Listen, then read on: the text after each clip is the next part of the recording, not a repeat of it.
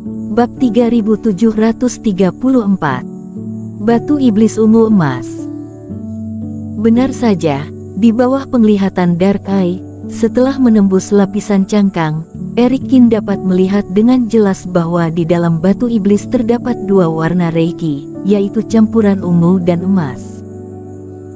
Areanya tidak besar, hanya sedikit lebih besar dari tapak besar, tetapi energinya sangat penuh.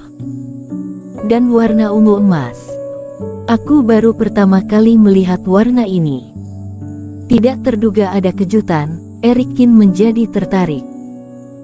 Benda berharga di dalam batu iblis cahaya emas adalah giok Huangming dan slip giok klan iblis. Ungu adalah benda berharga satu tingkat di bawahnya. Apakah ini adalah slip giok lagi? Benar-benar tidak terduga, di ruang benda berharga ini ternyata ada benda berharga yang sesungguhnya. Kegembiraan terlintas di mata Erikin. Posisi batu iblis ini tidak jauh dari batu iblis yang diatur khusus oleh Christian Lu, jaraknya hanya beberapa meter saja. Dengan kata lain, jika dia tidak mengetahui tentang rencana Christian Lu dan sengaja berjalan ke sini, dia tidak akan menemukan keberadaan batu iblis ini. Si tua berjanggut putih itu mungkin tidak tahu tentang hal ini juga. Lagi pula, tidak ada yang tahu kualitas dan pelestarian benda berharga di dalamnya jika batu iblis belum dibuka. Bahkan jika dia secara acak meletakkan ribuan batu iblis di sini, masih ada kemungkinan harta karun berharga muncul. Emas di atas ungu, dengan adanya batu iblis ini, pertandingan ini pasti menang. Tetapi Erikin sedikit penasaran. Batu iblis ini berwarna ungu emas, apakah kualitas benda berharga di dalamnya di antara keduanya atau ada misteri lain? Setelah memikirkannya selama beberapa detik, mata Erikin tiba-tiba terasa sakit, seperti tertusuk jarum, dan keluar air mata. Tidak bisa lihat lagi pula akan tahu setelah dibuka. Erikin tidak memilih lagi dan langsung mengambil batu iblis ungu emas itu. Tepat ketika Erikin dan Christian Lu memilih batu iblis, suasana di lantai satu sedikit aneh. Si tua berjanggut putih duduk bersila di gerai dengan tak terdaya dan di seberangnya ada Mulyani Hu dan Lela Yuan. Ketiganya saling menatap dan diam. Tiba-tiba, telinga si tuan bergerak. Dua teman seiman, temanku menghubungiku. Jika kalian tidak keberatan, bolehkah aku melakukan transmisi suara dengan temanku? Awalnya, si tua tidak perlu izin tentang hal-hal seperti ini, tetapi dia trauma karena Erikin sebelumnya, dia sangat takut mereka berdua akan membuat masalah lagi. Silakan, teman seiman. Tetapi Lela Yuan dan Mulyani Hu tidak keberatan. Orang lain ingin melakukan transmisi suara, mereka tidak berhak untuk melarang, apalagi tidak ada hubungannya dengan pertandingan. Setelah mendapat izin, si tua tersenyum dan mengambil slip giok transmisi suara. Penatua keempat, sebelumnya aku merasakan getaran dari ruang benda berharga.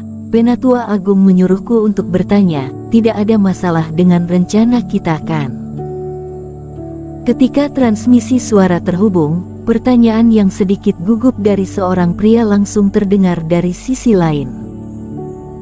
Tidak ada masalah, hanya masalah kecil, tidak akan memengaruhi situasi secara keseluruhan.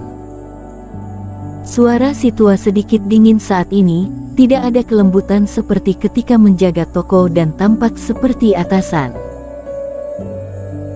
Kamu suruh Penatua Agung jangan khawatir, masalah kali ini berhubungan dengan apakah organisasi rahasia siluman dapat berhasil mendekati Mulyani Hu, atau bahkan masuk ke klan rubah. Setelah sekian lama merencanakan, aku akan sangat hati-hati dan tidak akan membuat kesalahan. Jika kata-kata ini didengar oleh Kaisar Iblis Kera atau Kaisar Iblis lainnya, mereka pasti akan terkejut. Tidak disangka sisa-sisa organisasi rahasia siluman yang mereka cari tidak hanya tidak bersembunyi, tetapi bahkan dengan berani mendekati keluarga kerajaan klan iblis. Oke, kalau begitu, Penatua keempat telah bekerja keras. Organisasi rahasia siluman sudah tidak aktif untuk waktu yang lama. Selama bisa mendapatkan kepercayaan bahkan perlindungan dari putri kaisar klan iblis dan menyusup ke dalamnya di masa depan, kita akan bangkit kembali. Suara di sisi lain terdapat tawaan. Tidak hanya bangkit kembali. Setelah kita mengumpulkan kekuatan yang cukup, dendam sebelumnya harus dibalaskan. Si tua juga mencibir. Oh iya. Aku merasa bahwa dua kultivator asing yang dibawa Mulyani Hu hari ini terlihat tidak biasa. Kamu kirim seseorang untuk menyelidiki, cari tahu secepat mungkin apa identitas dua orang itu. Meskipun Mulyani Hu menyamar dan menyembunyikan energi dan penampilannya, tetapi karena Christian Lu, si tua sudah tahu bahwa Mulyani Hu adalah putri klan rubah. Dan orang yang bisa bertanding dengan Mulyani Hu dan sama sekali tidak takut, si tua dengan peka menyadari bahwa Lela Yuan mungkin bukan klan iblis biasa juga. Meskipun tidak berpengaruh pada rencana, tetapi si tua tetap memutuskan untuk mencari tahu. Baik. Kemudian pria itu mengakhiri transmisi suara setelah mendapatkan beberapa informasi dari si tua. Saat ini, Christian Lu sudah kembali ke lantai 1, Eric Qin juga turun dari lantai 2 setelah mengambil 2 batu iblis secara acak. Semuanya, apakah kalian sudah selesai memilih batu iblis? Ketika melihat keempatnya sudah berkumpul di lantai 1, si tua berjanggut putih tersenyum dan kembali ke penampilan pemilik toko yang lembut. Bahkan sangat sopan terhadap Eric Qin yang mengerjainya sebelumnya. Pemilik toko Zhang, ini adalah 20 batu iblis yang kami pilih, tolong gunakan formasimu untuk menghancurkannya. Christian Lu tersenyum, sebelumnya dia sudah melakukan transmisi suara kepada Mulyani Hu untuk memastikan bahwa semuanya baik-baik saja. Pertandingan kali ini, kemenangan ada di tangan mereka. Tentu saja tidak masalah. Si tua berjanggut putih tersenyum. Tunggu. Tetapi yang mengejutkan adalah kali ini ada orang yang curiga lagi. Dan itu bukan Eric Qin, tetapi Lela Yuan. Teman seiman Lu, kamu barusan memanggil teman seiman ini pemilik toko Zhang? Tanya Lela Yuan sambil mengerutkan dahi.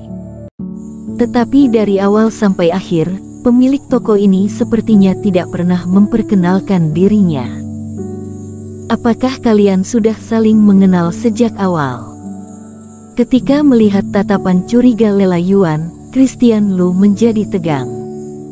Sepertinya dia tidak sengaja mengatakannya karena terlalu senang. Si tua berjanggut putih menggerakkan alisnya dan hampir tidak tahan untuk menamparkan Christian Lu.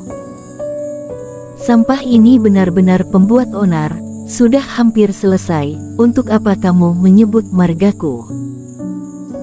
Para teman seiman, margaku memang Zhang, tetapi aku sudah mengatakannya sebelumnya, mungkin kalian tidak memperhatikan dan hanya teman seiman Lu yang mendengarnya. Si tua menjelaskan sambil tersenyum. Begitukah? Lela Yuan memikirkannya baik-baik, tetapi sepertinya tidak ada ingatan seperti itu. Sungguh, teman seiman Yuan, pikiranmu tertuju pada batu iblis, mungkin kalian memang tidak memperhatikan. Christian Lu juga buru-buru berkata. Jangan buang waktu lagi, bahkan jika mereka berdua saling mengenal sebelumnya, apakah batu iblis bisa dipalsukan? Mulyani Hu melambaikan tangannya dengan kesal. Langsung buka batu iblis ini. Baik. Si tua berjanggut putih juga tidak ingin memperpanjang masalah ini, dia langsung maju dan meletakkan batu iblis dari dua pihak di formasi khusus. Para teman seiman, meskipun formasi tidak kecil, tetapi paling banyak hanya bisa membuka 10 batu iblis dalam satu kali. Siapa di antara kalian yang mau duluan?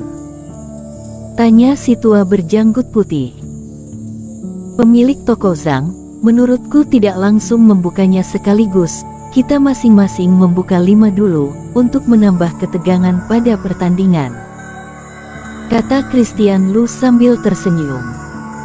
Kedua teman seiman, kalian seharusnya tidak keberatan juga kan? Terserah. Eric Kin tidak keberatan dengan hal ini, dia bisa menebak niat Christian Lu. Orang ini pasti berencana untuk membuatnya dan Lela Yuan kecewa sedikit demi sedikit dan perlahan merasakan keputusasaan. Bersambung.